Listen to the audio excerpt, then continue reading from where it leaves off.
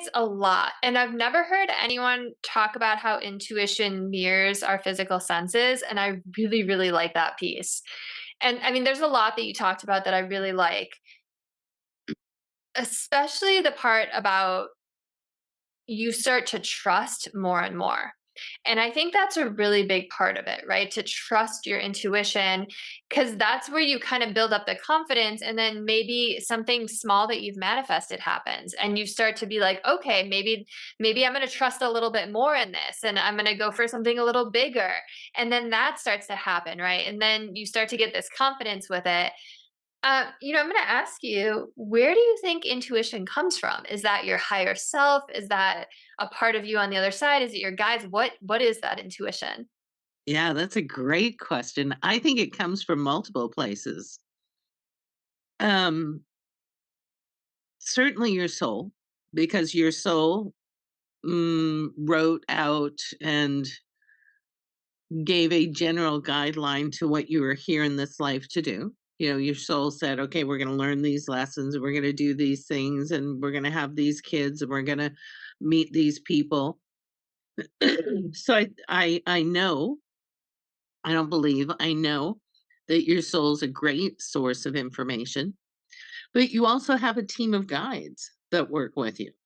So let's talk a little bit about guides Yeah. because that is also very nuanced. You have lifetime guides. These are, and you can call them angels or guides, and you can give them names and you can talk to them. Lifetime guides are spirits, energies that stay with you through your whole life. They're there no matter what. They're often there to help you move through your karma. They know the whole blueprint of your life and what you're there to do. Of course, there's always free will, so you're going to choose and change things up a little bit, but they know everything and they help to keep you on track. So they're the guides who say, yes, yes, go in that direction. That's the way you're supposed to go. Keep going. Or the ones that offer that little bit of a trip. No, no, no, don't go there. No, no, no, no, no, no. Turn left, turn right. Um, and then you have episodic guides, guides who come in with specific wisdom that wants to be shared in that event of your life. Hmm. So, for example, if you like, I'll use you went to yoga school. You went and learned to become a yoga teacher. Mhm. During your time working in the somatic realms, developing somatic wisdom, you would have had a guide come in who would support with wisdom specifically in that area. And it could be one or it could be several. You also have health guides, guides that are there specifically to make sure that you keep on track with your health. And they can be called on to provide support when you're going through a physical challenge. And there was a gosh, you're well read. There's a program called The Map.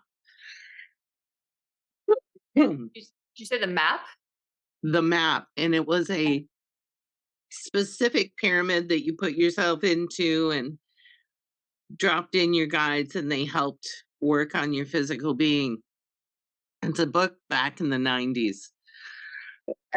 Not Excuse me. familiar with that one. I'll have to look into it. Yeah, I'll have to see if I can find it again. So you have topical guides, you have event-driven guides, you have guides that are there for a period of your life, such as parenthood, and then you have universal wisdom, right? So you have, yes, every single one of you listening, you have access to universal wisdom. You can tap into whatever information that you want. Oh, excuse me. Now, Is it optimal for you to have that information in the moment? If it's not going to come in. So that's when we move back into trust and say, okay, so what should I know? And then you start playing, dancing with the universe and learning what is for you to know.